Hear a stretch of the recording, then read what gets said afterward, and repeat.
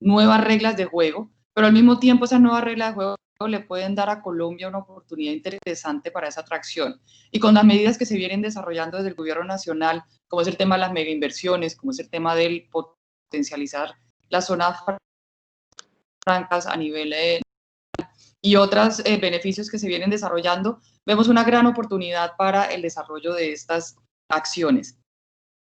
Segundo, antes, perdón que aquí ya, listo. Lo primero que hay que mencionar es que a nivel internacional, efectivamente, la pandemia, como también la tensión comercial, ha venido generando una contracción en los flujos de inversión extranjera directa, una contracción del 40% estimado por la UNTAC, donde se ha visto que las principales 5.000 multinacionales en el mundo, que generalmente generan la mayor participación de comercio como de inversión, se estima que es el 70% del comercio está generado por estas multinacionales, han anunciado ya revisiones de ganancias esperadas a la baja en un 40% en promedio, con algunas industrias mostrando pérdidas. Al mismo tiempo, la UNTAC ha mostrado que en el mes de abril se presentaron reducciones del 78% en adquisiciones extranjeras, lo que efectivamente está haciendo una injerencia importante a nivel internacional. Y no hay que desconocer que en Latinoamérica, principalmente, las ganancias de inversión extranjera directa están dadas representan en su mayoría por las reinversiones que hacen estas filiales en los países donde están ubicados. Se estima que representan un tercio de las entradas de la inversión de la región, lo que lleva a connotar pues especialmente una contracción importante. Nuevas restricciones sobre la inversión, en especial en industrias estratégicas. Estamos viendo a nivel de países como Estados Unidos, Canadá, Japón, en la Unión Europea también varios de sus países están generando restricciones relacionadas con la inversión que se pueda desarrollar en áreas estratégicas o sectores estratégicos que les permitan un desarrollo económico, pero al mismo tiempo que les permitan una acción relacionada con los temas de salud, como se ha venido viendo en lo ocurrido de este año por causa de la pandemia. Todo lo anterior ha llevado a que hoy en día se tenga una competencia feroz para la atracción de inversión extranjera directa a nivel internacional, donde vamos a ver sobre todo en sectores cíclicos como es el tema de aerolínea, los hoteles, restaurantes, en industrias de manufactureras y sector energético, mayores contracciones con mayores competencias a nivel internacional. Es importante también mencionar que en los últimos 15 años la inversión extranjera directa no ha cambiado en su composición a nivel internacional en donde se realiza por sectores, siendo el sector de energía el principal con un 15% de la inversión mundial direccionándose a este sector, seguido por sector comercio, seguido por sector manufacturas, lo que efectivamente cuando vemos este contexto, vemos que hay una contracción y esa contracción pues obviamente se está viendo en sectores donde son de vital importancia para la inversión. Y en esta gráfica pues se puede ver la pandemia, el COVID-19 ha desarrollado, ha hecho un impacto aún mayor dentro de este mecanismo. Estamos viendo que sectores importantes dentro de la inversión extranjera directa a nivel internacional están teniendo unas contracciones importantes. Temas de fusiones y adquisiciones transfronterizas globales y proyectos de inversión nuevos del 2019 como porcentaje por valor, se viene presentando contracción en sectores como son el químico, productos químicos, transporte y almacenamiento, minería y explotación de cantera en un porcentaje menor, electricidad y servicios públicos, comercio mayorista, coque, productos refinados un porcentaje mayor, alojamiento y servicios de comida también en un porcentaje importante. Esto pues obviamente lleva a que se deba de replantear y de buscar unas acciones aún más especializadas para ese proceso de atracción de inversión. ¿Qué tenemos y dónde vemos oportunidades? Porque se preguntarán, con todos estos procesos que se están viendo a nivel internacional y esa reconfiguración y esa contracción tan importante que se está dando, ¿dónde estarían las oportunidades? Y efectivamente hay oportunidades y hay acciones que se pueden desarrollar. Un tema muy importante es que cadenas globales de valor, como se han venido desarrollando, han tenido un proceso importante dentro del comercio internacional, pero también en los últimos años han presentado una disminución que no podemos dejar de resaltar. Y no porque no se vaya a dar o no sigan siendo una herramienta importante, sino porque también están presentando una reconfiguración. Y estamos viendo que en los últimos años, y ustedes pueden ver el decrecimiento del 2015 en adelante, en el tema de la participación de las cadenas globales de valor como porcentaje dentro del comercio mundial. En el 2009 estaban un 52%, ya en el 2015 van un 48% y estamos viendo que en el 2019 esa participación se sigue reduciendo. Es principalmente por una maduración de mercados de alto crecimiento. China, que era de los principales jalonadores, está produciendo en casa. Hay una reforma comercial a nivel internacional estancada. Estamos viendo que la década de los 90 hubo una transformación importante a través del sistema comercial mundial, pero en los últimos años, con todo el contexto internacional, ha venido presentando una desaceleración y el proteccionismo en particular está induciendo una reubicación de esas cadenas globales de valor, como también debido a la imprevisibilidad de las políticas internacionales de países que están gestionando que las empresas miren otras opciones. Entonces, cada una de estas acciones lleva a que efectivamente el mapa mundial de las cadenas globales de valor se puede decir que han presentado en los últimos 3 años, no vamos a decir que un estancamiento, pero sí una desaceleración. Y aquí podemos ver cómo esa actividad de las cadenas globales de valor han venido, dependiendo de los países, presentando acciones diferentes. El color rojo, que es donde está ubicado Colombia, pues presenta una limitación importante en la participación de los países dentro de esas cadenas de global, y los que están en azul oscuro pues presentan una mayor integración dentro de esas cadenas globales de valor. ¿Qué connota en este mapa? 2 puntos importantes. Uno, que efectivamente los países como Colombia, que han tenido una participación bastante limitada, tienen que buscar cuáles son esos sectores donde hoy en día se están dando ese intercambio dentro de la participación de cadenas globales de valor, pero al mismo tiempo hacia dónde y cuáles son los países que lo están desarrollando. Por otro lado, también, independientemente de que México ha sido uno de los países, de hecho el único país a nivel latinoamericano que realmente ha estado presentando una integración dentro de las cadenas globales de valor, principalmente con manufacturas avanzadas y servicios, tiene hoy en día una connotación de límite donde está viendo un riesgo las compañías internacionales, como es el tema político de la nueva presidencia, donde efectivamente se ha demostrado, no podemos decir que un ambiente hostil, pero sí que comienza a generar una hostilidad a los inversionistas y han cerrado varios proyectos de inversión que han sido importantes para esa atracción de inversión, donde los empresarios están mirando con precaución las inversiones o las reinversiones en ese país. Dentro de eso, pues Colombia es un país con Chile y con Perú que se perfila como grandes oportunidades. Sin embargo, dentro de esas oportunidades hay 3 variables donde las cadenas globales de valor que es importante para lograr que esa atracción se dé.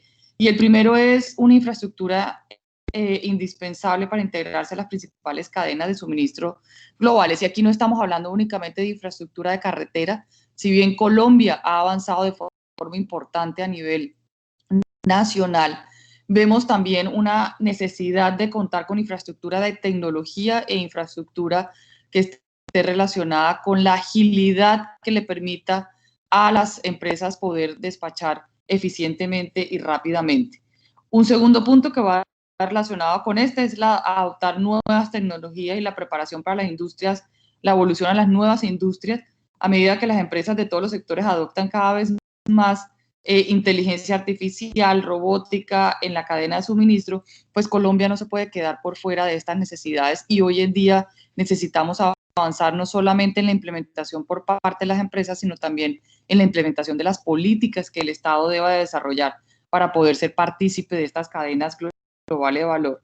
Como mencionaba, las cadenas globales de valor también están moviéndose hacia un nuevo formato, esa nueva reconfiguración, y parte importante es todos los temas de tecnología dentro de las cadenas de suministro. Y un tercer punto importante son los costos laborales y versus mano de obra calificada en un contexto de fabricación cada vez más relacionado con esa tecnología. Y en Colombia, pues por supuesto necesitamos ir avanzando hacia esos caminos que en este momento pues no presenta unos avances que le den un proceso adecuado para lograr llegar a esas cadenas globales de valor. En general, este proceso que sí es una oportunidad, y tengo que ser muy clara en el tema, sí hay oportunidades en esas cadenas globales de valor, más direccionadas a las cadenas regionales de valor, donde se presentan tres mecanismos que se están dando en esa reconfiguración. Las cadenas globales de valor van a seguir existiendo y no podemos decir que todas las empresas que están ubicadas en China están buscando reconfiguración y buscar nueva proveeduría en otros sitios, porque no es cierto. Se estima que una empresa que esté ubicada en China para poder generar esa reconfiguración demorará entre 3 a 4 años para lograrlo. Lo que sí es que hay una necesidad de lograr ubicarse cercano a su mercado, dependiendo del tipo de producto y al tipo de sectores que se requieren para lograr una transformación o venta en el mercado de Estados Unidos en especial. Las empresas americanas que necesitan o que están vendiendo en Estados Unidos van a seguir en China, van a seguir estando ubicados en Asia, porque es un mercado interesante que les permite crecer y generar una distribución del riesgo. Pero aquellas que necesitan un proceso más cercano a Estados Unidos, donde tengan una complementación, donde estén viendo que los riesgos políticos para lograr llegar al mercado de Estados Unidos son importantes, sí van a requerir de esa regionalización, y ahí es donde entran las oportunidades de Colombia. No hay una talla única para todo, y este es un cuadro donde establece cuáles son las variables principales que busca un inversionista a nivel internacional. Dependiendo de las necesidades y del mercado, va a estar relacionado con factores de dotación, tamaño de mercado, geografía o instituciones, como también temas relacionados con el propio sector. Pero lo importante dentro de esto es cuál es ese sector que nosotros tenemos una ventaja comparativa revelada, cuáles son esos sectores donde Colombia puede establecer una competencia, y al mismo tiempo donde Colombia tiene adicionalmente una ventaja en temas de institucionalidad, de geografía y de tamaño de mercado.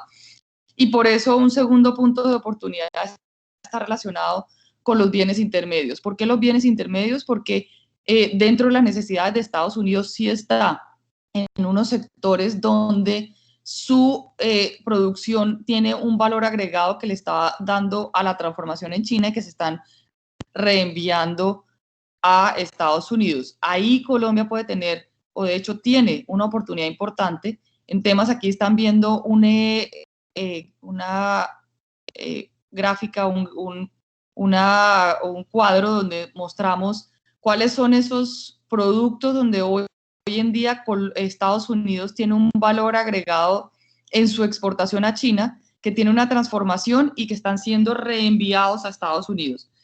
Dentro de esto es importante mencionar que con toda la tensión comercial, los productos, por ejemplo, de madera que están siendo enviados de Estados Unidos a China para que sean transformados, están presentando una doble impuesto en el tema de aranceles, no solamente a la llegada de China, sino también a la llegada en Estados Unidos. Y es ahí donde esos productos intermedios realmente tienen una oportunidad para buscar una reubicación y encontrar un espacio en un país cercano que le permita seguir manteniendo esa participación de valor agregado de los productos americanos para ser transformados en un tercer país y ser vendidos otra vez, reexportados otra vez a Estados Unidos. Dentro de eso, nosotros hemos detectado desde la Cámara Colomboamericana, hicimos un estudio donde encontramos unas oportunidades importantes en ciertos sectores. Aquí no voy a entrar en el detalle, pero podemos resaltar los temas relacionados con computadores, productos electrónicos, más del 20% en estos sectores como equipos eléctricos, textiles y zapatos estadounidenses en estas industrias consisten en productos intermedios chinos, que han presentado en sus exportaciones de China a Estados Unidos un decrecimiento del 43%. Dentro de eso también se puede resaltar los equipos de transportes, todos los temas de productos de madera, maquinaria, químicos y farmacéuticos. Esto al mismo tiempo tiene que ir complementado con la necesidad de cada vez más fortalecer las relaciones B2B. No es solamente el B2C utilizando el comercio electrónico o las herramientas virtuales, sino que ya hay un proceso desde las empresas haciendo toda una transformación a sus compras a través de herramientas virtuales.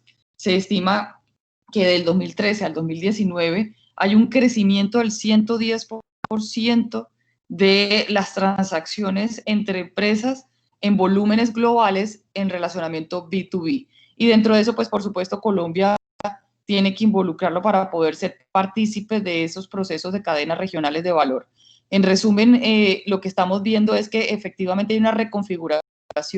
Esa reconfiguración está distribuyendo las cargas en las cadenas globales de valor y en las cadenas regionales de valor, donde las cadenas regionales de valor para Colombia va a tener una participación importante en todo lo que se transmita y se trabaje en los productos intermedios y que se fortalezca en todas las acciones que estén relacionadas con la tecnología y las oportunidades que se vayan dando. Al mismo tiempo estamos viendo que el consumidor está moviendo las necesidades y parte del ejercicio que también para dentro de esa atracción de inversión tenemos que tener nosotros en cuenta es esos procesos que nosotros aprendamos y desarrollemos y adecuemos a nivel de país, tiene que ir muy de la mano con lograr productos que se hagan hechos a la medida o que puedan desarrollarlo los mismos consumidores. El consumidor está impulsando todo lo de hacerlo en casa o do it yourself, que es parte de la nueva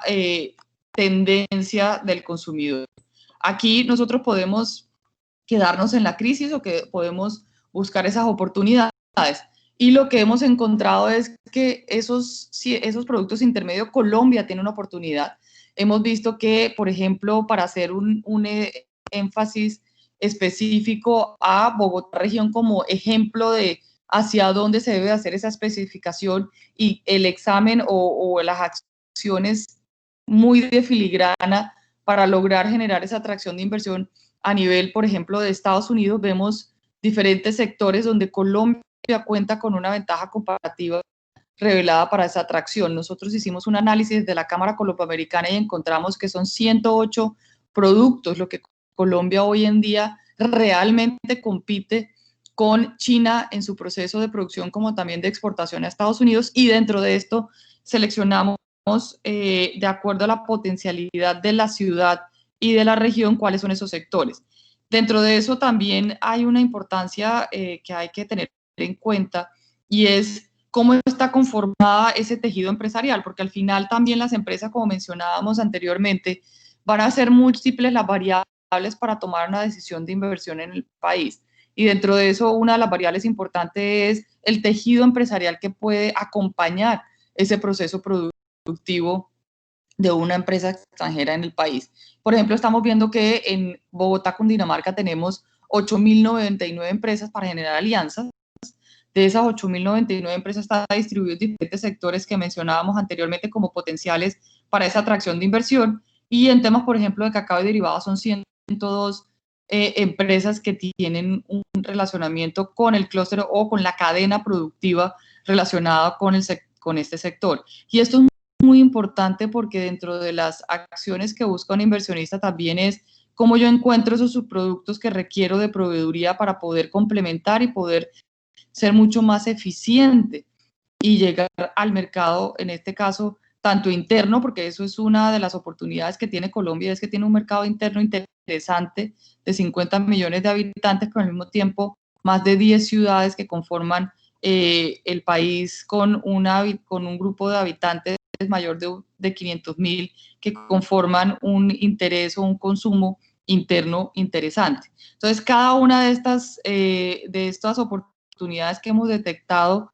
desde la Cámara en atracción e inversión para el sector de Bogotá tiene una connotación también de tejido empresarial que puede soportar no solamente esa ventaja comparativa de producción, sino también ese proceso productivo a nivel de desarrollo de las empresas. Un tema muy importante que hemos detectado en los temas de servicio, como también el sistema de moda y turismo, hay un tejido empresarial que hoy en día tiene la capacidad para poder complementar las empresas estadounidenses. En este caso, hicimos un ejercicio muy hecho a la medida de Estados Unidos, pero seguramente podemos replicarlo con otros países y se puede dar los mismos resultados, que hay una oportunidad en diferentes variables como beneficios de ciudad, como capacidades del recurso humanos, como también complementación en acciones de temáticas para poder acompañar a las empresas de diferentes sectores. Y esto pues obviamente son los otros sectores que mencionábamos, que hay una oportunidad importante complementándolo también con acciones en otros subsectores. La ruptura actual implica que el mundo de mañana será muy diferente al de ayer y las decisiones que el gobierno y las personas adopten ahora van a determinar el escenario de los años que vienen. Esto lo mencionó Yuval Harari, donde efectivamente nunca había aplicado más que en este contexto en el que estamos viviendo, y definitivamente el trabajo de atracción de inversión, si bien recae mucho sobre las acciones que las empresas como también las autoridades locales desarrollen, van a recaer mucho más sobre esa complementación y trabajo conjunto entre el sector público y el sector privado. No están ajenos el uno al otro y por el contrario es una dupla necesaria para lograr generar estabilidad, pero al mismo tiempo confianza en el inversionista en un contexto donde definitivamente va a requerir de generación de confianza a corto, mediano y largo plazo para lograr atraer la inversión. Muchas gracias.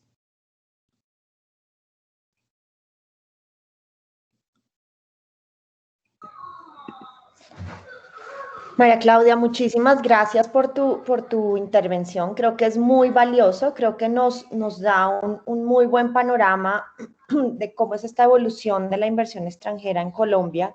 Y para los fondos de capital privado, especialmente para los gestores profesionales que empiezan a replantear y que dada esta coyuntura del COVID han tenido que replantear sus modelos de generación de valor, pues sin duda la llegada a mercados regionales empieza a ser, digamos, un elemento muy relevante.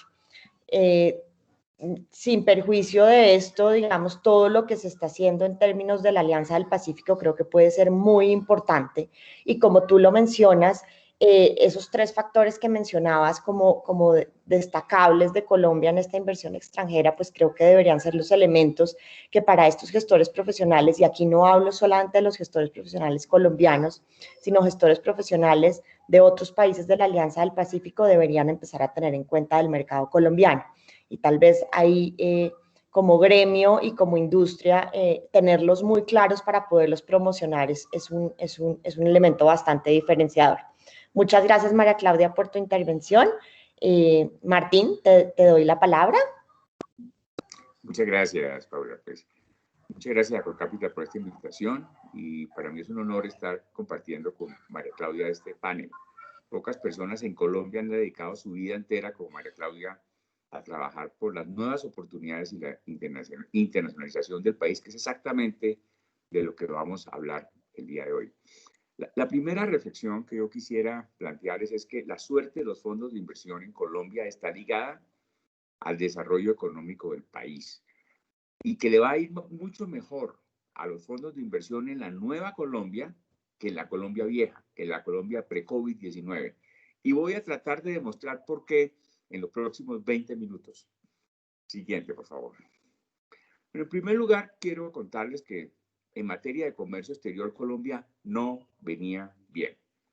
Mientras el mundo exporta por habitante $2.500, Colombia estamos en 800, la tercera parte. Pero mientras el mundo exporta de manufacturas, aquellos bienes que María Claudia acaba de decir están ligados a las cadenas globales de valor, 52, 54%, hoy 48%, Colombia todavía no ha podido montarse en esa onda y apenas exportamos la décima parte, 210, y hemos sido calificados como el último país por la UNCTAD, en encadenamientos globales con apenas un 26%, la mitad de lo que hace el mundo. Y eso contrasta, por ejemplo, con otros socios nuestros como México y Chile, que mientras nosotros exportamos $800, México está en 3.700, de los cuales 3.100 son manufacturas, y Chile está en 3.600, de los cuales 2.700 son manufacturas. El diagnóstico no es bueno, pero la necesidad que tiene Colombia de nivelarse internacionalmente con sus pares de la Alianza del Pacífico y de sustituir el petróleo y el carbón, que ser productos promisorios y ser las 2/3 partes de nuestra balanza comercial dejaron de serlo por esta crisis, entre otros muchos motivos, nos da una fantástica oportunidad para repensar la nueva Colombia post-COVID-19. Siguiente, por favor. ¿Por qué hemos sido malos exportadores? Esa es una pregunta muy interesante. ¿Por qué llegamos aquí a estas cifras de la tercera parte del per cápita mundial en bienes totales y a la 10ª parte de productos de valor agregado? Bueno, por una parte, por inseguridad tributaria. Esta es la principal causa que los inversionistas extranjeros, y como decía María Claudia, el gran porcentaje, el 70% del comercio mundial lo hacen empresas multinacionales, no son empresas locales ni pequeñas y medianas empresas. Y para ellos, la fórmula de rentabilidad del government take es fundamental porque es el socio obligado de todo proyecto. Y no solamente normas inestables, sino impuestos que se cobran en Colombia y no se cobran en otras partes del mundo y por lo tanto no son compensables, como el impuesto al patrimonio o el impuesto a la riqueza. La otra factor es la localización industrial. Nuestras principales ciudades están sobre las montañas, en las cordilleras, muy lejos de los puertos. Eso para productos marítimos, productos que vayan por barco es mortal. Además, llevar un contenedor de Bogotá a Cartagena que de Cartagena a Estados Unidos o a China.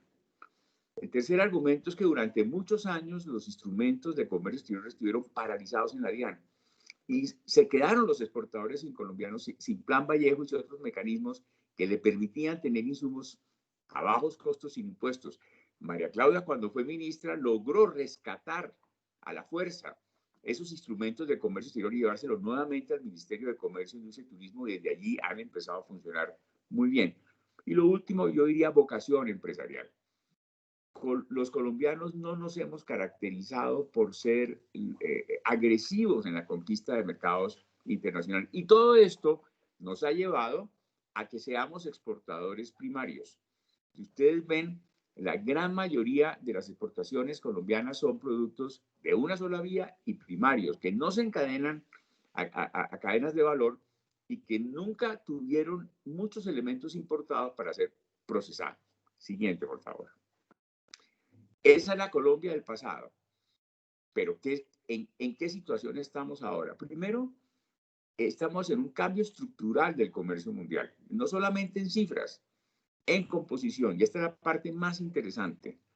Estamos en la mitad de una guerra comercial en donde China el año pasado dejó de exportar $90.000 millones a Estados Unidos. Estamos en un replanteamiento de lejanas cadenas de valor a cercanas cadenas de valor. Antes, vamos a ver ahorita, el motivo fundamental era la reducción del costo del just in time. Hoy en día es más la resiliencia, la seguridad, la cercanía al consumidor. Como lo decía también María Claudia, estamos frente al comercio electrónico. A mí me ha tocado ver ya 2 revoluciones en el comercio internacional. La primera fue la revolución del bulto al contenedor, hace 40 años. Inclusive a mí me correspondió introducir la palabra contenedor en la legislación colombiana. Ahora estamos en la metamorfosis del contenedor al paquete con el comercio electrónico. Como decía el señor Ma, el paquete va a jubilar al contenedor. Y de pronto esto no va a ser tan cierto ni tan rápido, pero sí está habiendo una transformación fundamental en las tendencias de comercio exterior. Lo otro son nuevos productos que llegan y viejos productos que desaparecen del comercio. Y lo último, yo diría el marchitamiento de los mineroenergéticos, no solamente por motivos ecológicos, sino también por motivos de nuevas tecnologías, por disrupciones. El carro eléctrico, por ejemplo, va a tener 10 veces menos partes móviles en su motor que el motor de combustión y va a replantear completamente la industria automotriz a nivel mundial. Siguiente, por favor.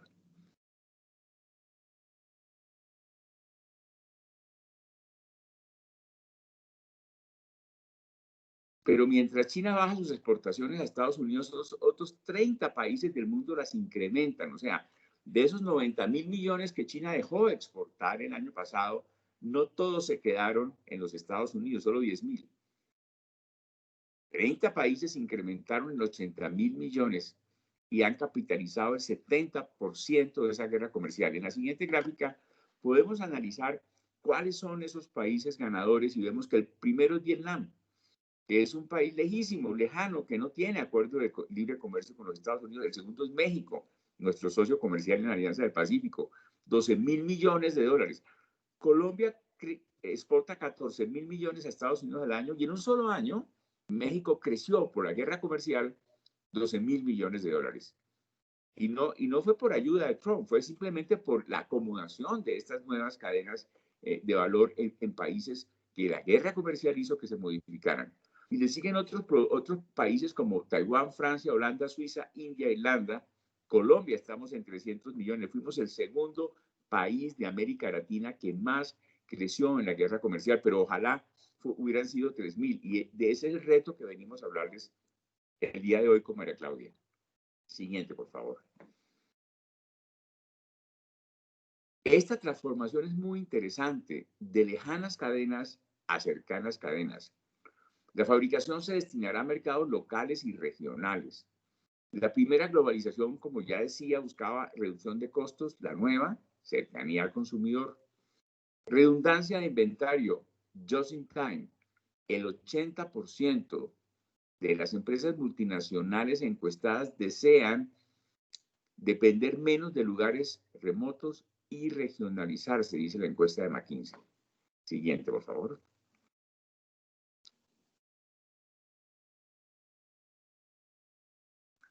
Bueno, el comercio electrónico está realmente transformando el comercio internacional.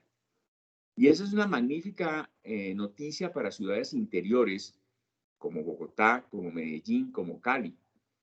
Para el aeropuerto El Dorado, tenemos en Colombia, en Bogotá, el mejor aeropuerto de América Latina en carga. 1 de cada 4 toneladas aéreas que se mueven en América Latina se pasa por Bogotá. Y el paquete normalmente va por avión o finaliza por avión.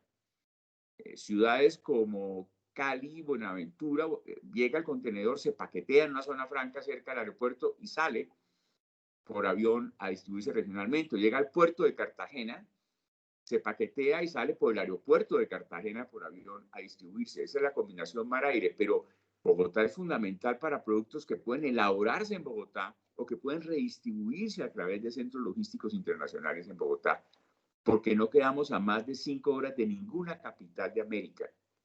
Y esto es algo fundamental, el 45% de toda la inversión, y lo vamos a ver ahorita en un gráfico, inmobiliaria en logística es para el e-commerce y en especial para el e-commerce internacional.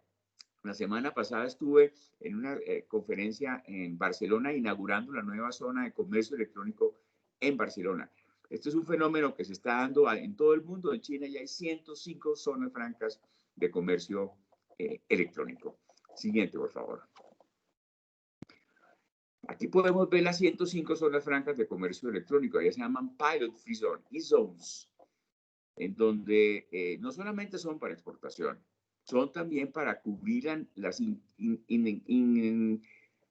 saciables necesidades del pueblo chino, la clase media, la clase alta china, que ya tiene acceso a través de AliExpress, de Alibaba y de todas las plataformas de comercio electrónico a las mercancías que hoy en día están sin fronteras y que están revolucionando la manera como se consume en el mundo. Siguiente, por favor. ¿Cuáles son los sectores más atractivos a través del COVID? Esta es una encuesta que la semana antepasada se presentó en la Asociación Mexicana de Parques Industriales, que me han invitado muy amablemente a que les ayude en su planeación estratégica. El 25% de todas las inversiones logísticas, allá en México existen las famosas FIBRA, que son los fondos de inversiones bursátiles inmobiliarios, que financian gran parte de los 60, 80 millones de metros cuadrados que tienen los parques industriales y logísticos en México. El 25% son centros de logística, distribución almacenamiento y comercio electrónico. El 14%, sector automotriz, con una gran tendencia a la transformación del automóvil tradicional hacia el automóvil eléctrico, lo cual supone otro paradigma diferente, fabricación de baterías, motores eléctricos, dejar de fabricar lo que era antes. En Colombia este es uno de los nuevos sectores definitivamente. Estamos muy cerca de Perú y Chile, donde están los grandes depósitos de litio de América Latina para la fabricación de baterías. Electrónico 10%, dispositivos médicos 8%, comercio electrónico 6%, industrias 4.05% y otras como confecciones, alimentos procesados, químico y farmacéutico. Están creciendo, mientras algunos países, como decía María Claudia, están decreciendo sus exportaciones a Estados Unidos. En México hay un boom en los parques industriales y en los parques logísticos, y eso que el acuerdo de libre comercio nuevo entre México y Estados Unidos es la mitad del bueno, como decía también María Claudia, del que tienen Colombia y Perú, que son los dos grandes ganadores si nos ponemos las pilas y podemos atrapar en la red de las oportunidades toda esta recomposición del comercio internacional. Siguiente, por favor. Bueno, nos ha ido menos mal en el mundo este año de lo que pronosticaba en marzo la OMC. La OMC decía que el comercio mundial iba a bajar entre un 12% y un 32%. El último pronóstico es que el comercio mundial este año bajará un 9% y crecerá un 7% el año entrante. Cifra todavía menor en crecimiento. Antes se pronosticaba que el año entrante crecería entre el 21 y el 24%. Pero lo interesante es que ese crecimiento va a ser en países diferentes y en productos diferentes. Y es ahí donde hay las grandes oportunidades para Colombia y los fondos de inversión de banquear, de promover para esos nuevos negocios que se nos vienen al país, lo que Schumpeter llamaba la creación destructora. Siguiente, por favor. Bueno, con estos datos queda patente que el desplome será menos significativo de lo que se había pensado y que la recuperación está en marcha. Y es allí donde la meta de nivelar nuestro per cápita exportador con el resto de nuestros socios de la Alianza del Pacífico tiene gran contenido estratégico. Siguiente, por favor. ¿Por qué Colombia es un destino ideal para el nearshoring? Hace pocos días se posesionó Mauricio Claver Carone y en su discurso de posesión dice cómo América Latina solo está interconectado en un 16% de su comercio contra el 55% de Asia o el 46% de Europa. Pero si ustedes ven el hemisferio, Colombia tiene unas particularidades únicas. Uno, localización, somos el ombligo de América. Tenemos el mejor TLC del mundo, repito, el mejor TLC del mundo con los Estados Unidos, con apenas el 35% de valor agregado para la mayoría de las categorías. Me explico. Mientras un carro en México necesita tener hasta el 85% de partes norteamericanas, en Colombia con el 35% entra. O sea, un BID, un carro chino eléctrico ensamblado en Cali con litio chileno o peruano, que sea apenas un 35% colombiano y un 65% chino, entró a los Estados Unidos sin impuestos. Perdón, ahí. Tenemos el menor flete aéreo del mundo a los Estados Unidos por kilo. Estamos a $1 kilo de los Estados Unidos.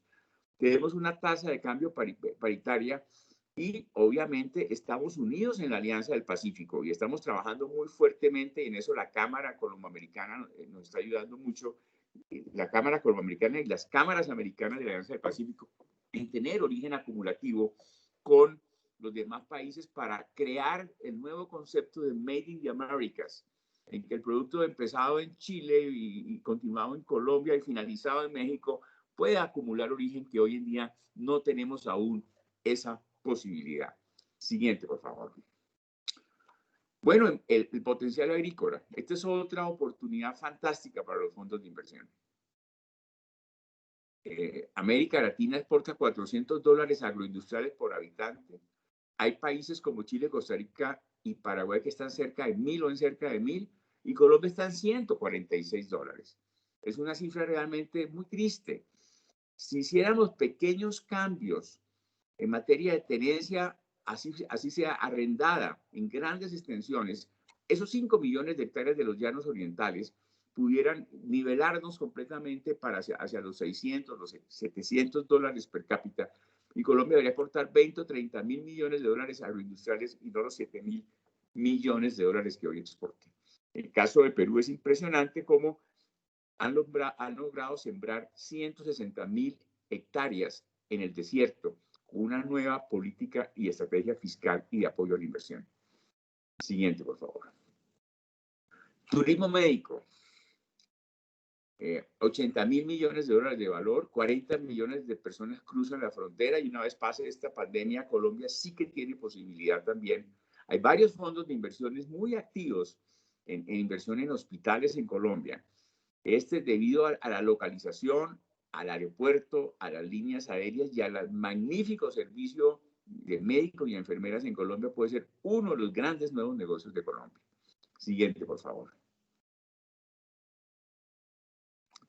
En este estudio que estamos trabajando con los parques industriales mexicanos, este año el origen de la inversión es el siguiente. Esto es muy importante para que lo tengamos en cuenta. 37% viene de China. Eso no significa que sean empresas chinas, son empresas que hoy están en China, sean empresas norteamericanas o europeas que hoy tienen su producción en China y que se están relocalizando por la guerra comercial. El 16% son norteamericanas. O sea que ya tenemos más de la mitad. El 12% son de Japón, el 12% son empresas locales mexicanas, el 9% de Corea del Sur y el 5% de Alemania. Qué importante saber hacia dónde orientamos nuestras baterías, y en eso ProColombia creo que está haciendo un gran trabajo de nearshoring para atraer esas empresas que se están escapando forzadas por los impuestos de la guerra comercial y que están buscando nuevas localizaciones. Siguiente, por favor. ¿Cuáles son entonces las oportunidades concretas para los fondos de inversión que hoy hay en Colombia o que se alíen en el futuro para venir a invertir en el país? Veámoslas pues. Bueno, en primer lugar, estructura inmobiliaria para logística e industria. Caso de México, 60 millones de metros cuadrados en parques industriales. Colombia no tenemos 10 siquiera. Y eso significa build to suit, construirle a una empresa multinacional su nave sobre medidas con contratos de largo plazo para logística, para e-commerce o para industria o para data centers.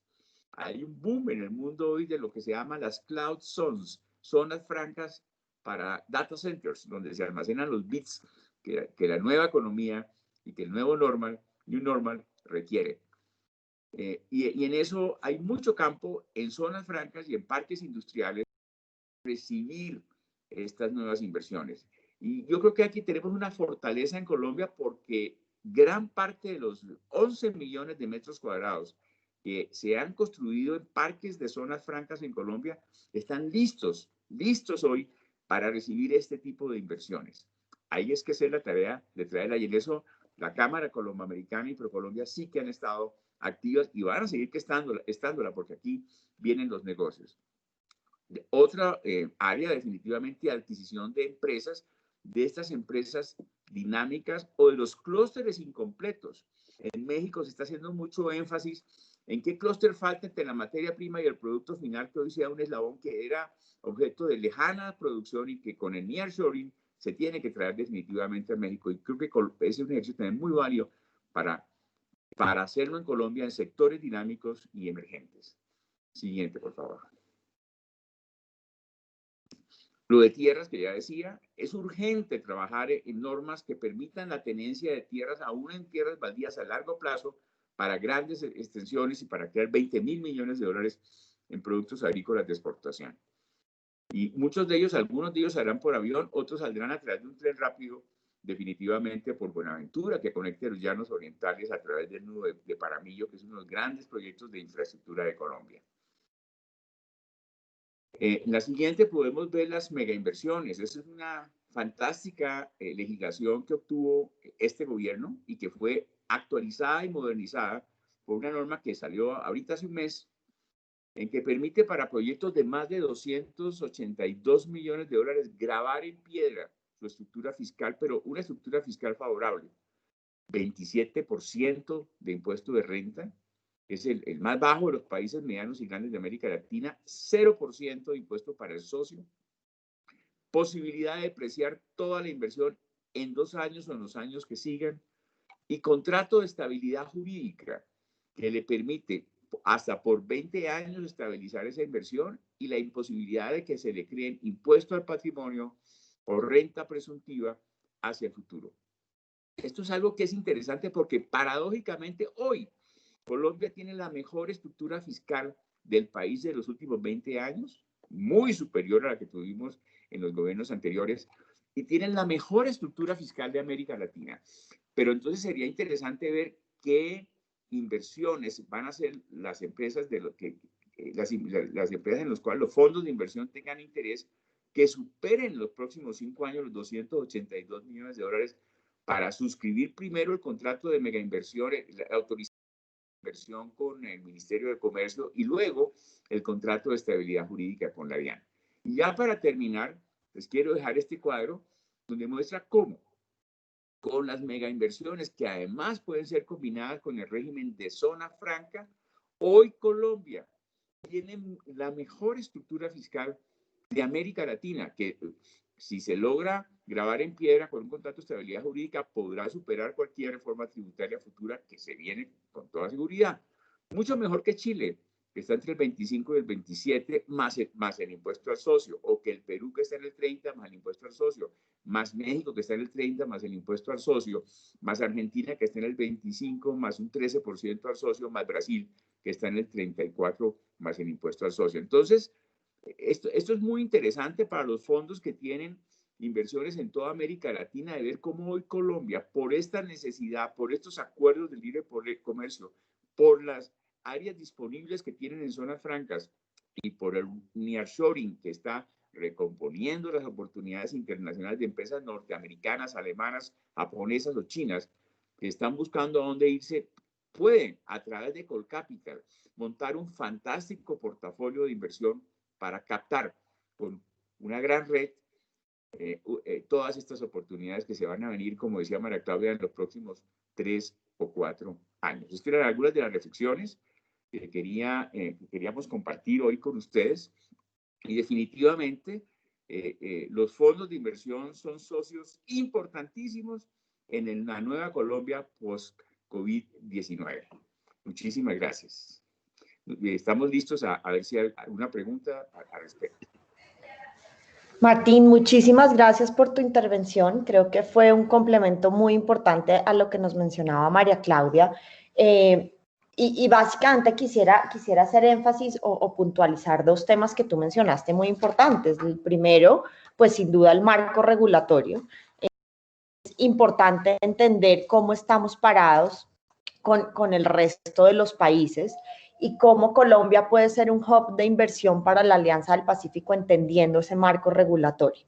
Sin duda, los fondos de inversión o los fondos de capital privado tienen aquí una oportunidad importante y los sectores en los que mencionas, pues, cuando hablas de parques logísticos, de estructura inmobiliaria, de proyectos build to suit en zonas francas, pues acá tenemos en Colombia gran parte de los fondos de inversión que tenemos son fondos inmobiliarios. Entonces, sin duda, ahí hay una oportunidad y es un negocio donde los fondos han entrado, pero sigue habiendo espacio para mucho más. Entonces, muy, muy importante tener eso en cuenta.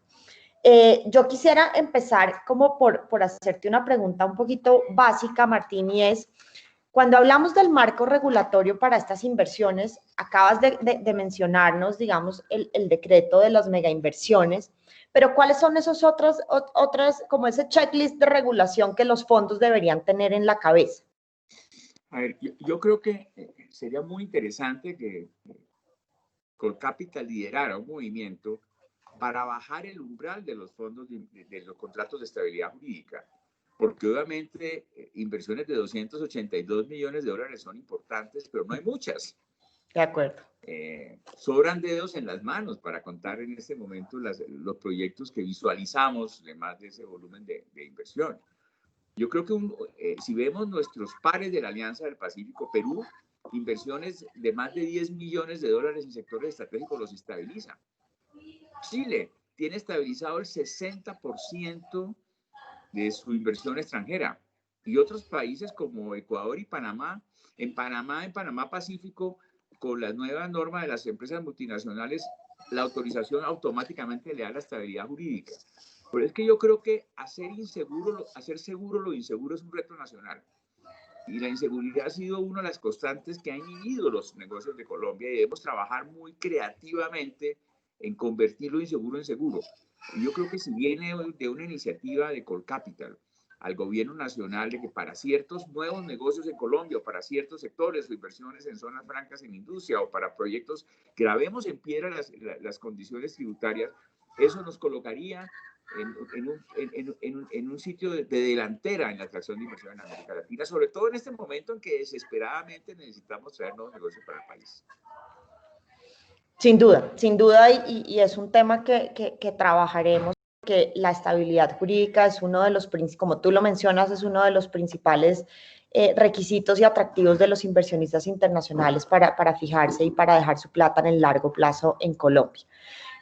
Martín, yo quisiera hacerte una pregunta y es, en términos digamos, comparando los beneficios en materia de zonas francas o en materias de mega inversión, dejando de lado obviamente el requisito de los 282 millones de dólares, ¿cómo estas se complementan, se comparan? ¿Qué puede ser más beneficioso para un fondo al momento de elegir por qué lado irse o simplemente, digamos, son igual de buenas? ¿O cuáles son como esos elementos que tendrían en cuenta, que deberían tener en cuenta los fondos en materia regulatoria? Son complementarias, Paula. A ver, no todas las inversiones pueden ir en zona franca, porque la zona franca es un régimen territorial. Entonces, por ejemplo, si yo hago un gasoducto que atraviese Colombia y que vale 500 millones de dólares, pues debo irme por mega inversión y es más difícil declarar el gasoducto como zona franca. Entonces, ahí es muy claro, o sea, una inversión en comercio, por ejemplo, no puede ser zona franca, porque la zona franca no permiten ventas al detalle. Pero hay otras en que pueden ser, son 282 millones y caben en una zona franca. Un gran data center que valga 300 millones de dólares y que lo voy a construir en una zona franca es el típico ejemplo para hacer una mega inversión. O una empresa de autos eléctricos, por decir algo, vamos a traer a BEI de China, en donde va a construir en Cali, por su cercanía con el Pacífico, por el puerto de Buenaventura y con Brasil y Perú por el litio, y vale 500 millones de dólares la fábrica. Ahí combino zona franca y mega inversión. La zona franca me baja el CAPEX, porque me quita el IVA sobre el edificio y me quita el arancel de IVA sobre la maquinaria y equipo. Y la mega inversión me mejora el OPEX, porque me baja del 33% más el 10% residual del socio, 40%, al 27% el impuesto único, y me lo graba en piedra y me permite depreciar en 2 años toda mi inversión. Entonces, cuando tú metes en un modelo financiero la combinación de esos dos regímenes, zona franca más mega inversión, es kriptonita pura. Y hacia allá yo creo que hay muchos de los proyectos que los fondos tienen que valdría la pena hacerle su inversión. Un aeropuerto, por ejemplo, si logramos la extensión del régimen de zona franca que hoy tienen los puertos a los aeropuertos, a una ampliación como por ejemplo la del Dorado, y obviamente vale más de 282 millones de dólares, y logramos combinar mega inversión más zona franca, bingo. En fin, o sea, es analizarlos uno a uno los proyectos que tengan los fondos de inversión para ver qué plantilla es la que mejor se le acomoda como el zapato de Cenicienta, que definitivamente le permita bailar con el príncipe encantado. Y yo creo que, pero lo interesante es que tenemos múltiples alternativas. Otro es la combinación de Plan Vallejo. Muchas de estas empresas van a ser exportadores, así en una zona franca, pues tienen derecho, y ahora se está flexibilizando mucho el Plan Vallejo en bienes y sobre todo en servicios, hospitales, hoteles, etcétera, poder traer todos sus insumos, todos sus equipos sin impuestos. Entonces yo creo que Colombia tiene un buen portafolio de mecanismos de comercio exterior hoy en día, y hay que ver cómo hacemos para aplicarlo o para adaptarlo, porque el gobierno está abierto, muy abierto a abrir nuevas iniciativas para definitivamente convertirnos en el mejor país de atracción de inversión de la región. Y yo creo que lo primero que debemos hacer es creernos el cuento. Colombia es un país que tiene muchísimas posibilidades por localización, por hectáreas disponibles, por energía, por tejido empresarial, por mercado interno, pero no nos hemos creído nosotros mismos el cuento. Y el otro elemento es cómo competir con nuestros vecinos socios estratégicos, pero también competencia. Sin duda, la mayor competencia que tiene Colombia hoy no es China, es México. Cuando una empresa viene a América Latina, no está diciendo me voy a China o me voy a Colombia, no. Decían, ¿me voy a Colombia o me quedo en México? Y es cómo hace Colombia, que sí lo puede hacer, y estamos a esto de lograrlo, para construir una propuesta país tan o más interesante que la que México ha logrado construir las últimas 2 décadas.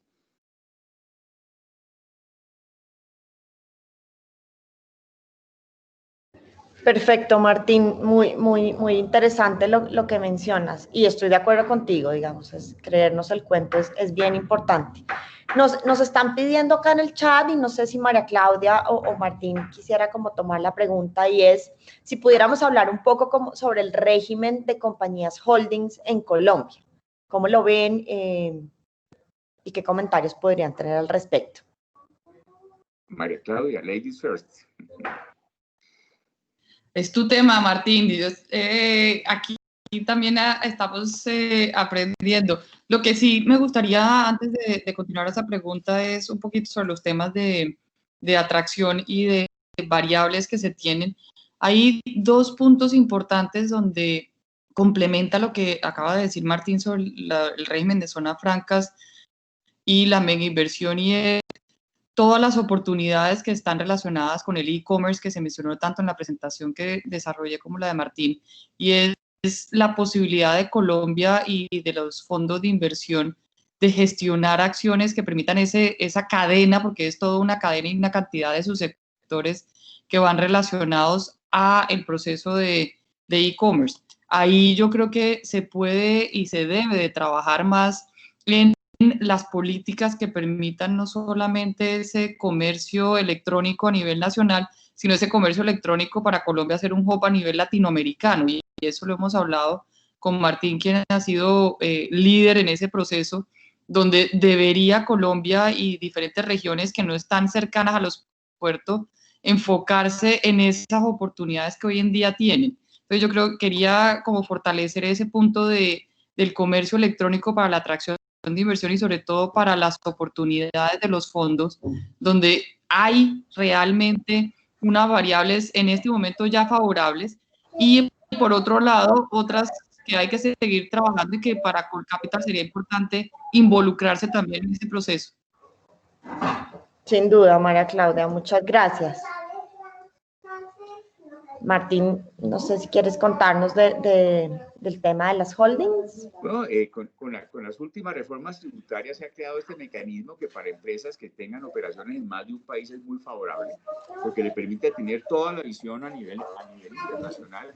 Colombia era un país desde el cual era muy difícil tener negocios en otros países y compensar costos, tener una estructura fiscal adecuada. Y este régimen de holding combinado con mega inversiones, pues yo creo que es ideal para continuar atrayendo inversión a Colombia.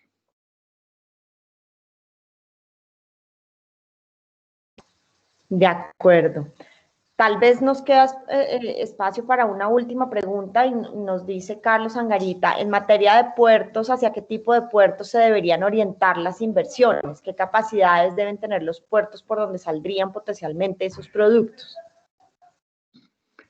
Bueno, yo creo que Colombia está muy bien en materia de puertos. De hecho, por ejemplo, puertos como el de Cartagena se ha ganado 9 veces el premio del mejor puerto del Gran Caribe. Pero y es interesante ver cómo, por ejemplo, en el puerto de Cartagena el 70% de la carga es de redistribución internacional. Y eso es una magnífica noticia porque significa que el día que los colombianos tengamos carga suficiente nuestra para importar materias primas y exportar productos finales en cadenas globales de valor, ya tenemos la capacidad. Si vamos al Pacífico, no hay uno, hay 3 puertos. En Buenaventura, muchos de ellos con inversionistas de clase mundial, o inversionistas nacionales también muy reconocidos. Por ejemplo, Agua Dulce, que fue un producto de la inversión del puerto de Singapur y los filipinos, es una inversión nueva de $500 millones, que logró que se bajara el calado del canal para recibir grandes buques orientados a los mercados internacionales. Creo que en materia portuaria, Colombia, a partir de la privatización de los puertos, ha avanzado kilómetros, y tenemos puertos como el de Santa Marta, que es quizás el más profundo de Colombia. La preocupación creo que es otra, es cómo traer nuevos negocios que sí nos permitan utilizar la capacidad portuaria que hoy tiene el país y poder aumentar, porque si aumentamos esos $200 per cápita de manufactura a los 1.800, pues vamos a tener 9 veces más mercancías y contenedores que exportar y por lo menos 4 o 5 veces más materias primas que importar para transformar en Colombia. Y yo creo que ahí definitivamente está el reto. Y el otro reto que tenemos en Colombia en materia portuaria es cómo superar la logística, la propuesta logística de Panamá. Así como en materia industrial tenemos que superar la propuesta de México, en materia logística tenemos que superar la propuesta logística de Panamá para atraer a Colombia grandes centros de redistribución internacional que se vienen con el nearshoring, y en eso sí que debemos trabajar, y en eso yo creo que el gobierno ya está consciente en crear los estímulos tributarios, logísticos y sobre todo administrativos y digitales que permitan atraer esos nuevos centros para Colombia. Muchas gracias, Martín. Creo que podemos cerrar esta interesante conversación con 3 mensajes que resumen un poquito lo que nos contó María Claudia y lo que nos complementó Martín, y es: hay que aprovechar el momento. Colombia definitivamente en este post-COVID, si es que ya estamos en el post-COVID o todavía estamos en la mitad del COVID, no lo tengo tan claro. Se han configurado unas nuevas oportunidades en nuevos sectores que no, digamos, oportunidades que no son nuevas, pero que se han potencializado con la coyuntura que ha vivido el país. Y ahí tenemos el tema logístico, todo el tema del correo, del comercio electrónico, etcétera. El segundo mensaje clarísimo, que es un mensaje positivo y me gusta mucho, es: sin duda tenemos con qué, Colombia tiene con qué, Colombia tiene un marco regulatorio, digamos, positivo frente a otros países de la región y Alianza del Pacífico. Y nos quedamos con una tarea que desde Colcapital creo que podemos trabajar de manera importante, y es ese mensaje que nos daba Martín de cómo buscar reducir o redefinir los criterios para que se otorgue esta estabilidad jurídica a los proyectos de mega inversiones, ya sea por tener un menor valor en el capital invertido, algo menor a los 282 millones que mencionaba, que es el límite para este decreto, o que si se hace a través de un fondo de capital privado pueda tener esta estabilidad.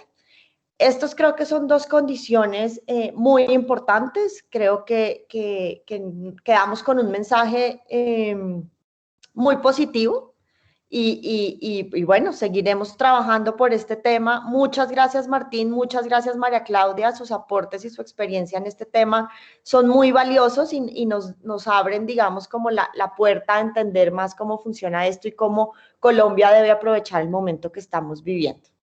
Les damos las gracias a todos por haber participado en la reunión de hoy y a varias personas que nos están preguntando en el chat por la grabación de las presentaciones. Esta reunión fue grabada, así que les compartiremos la grabación tan pronto como sea posible. Un saludo para todos y muchas gracias.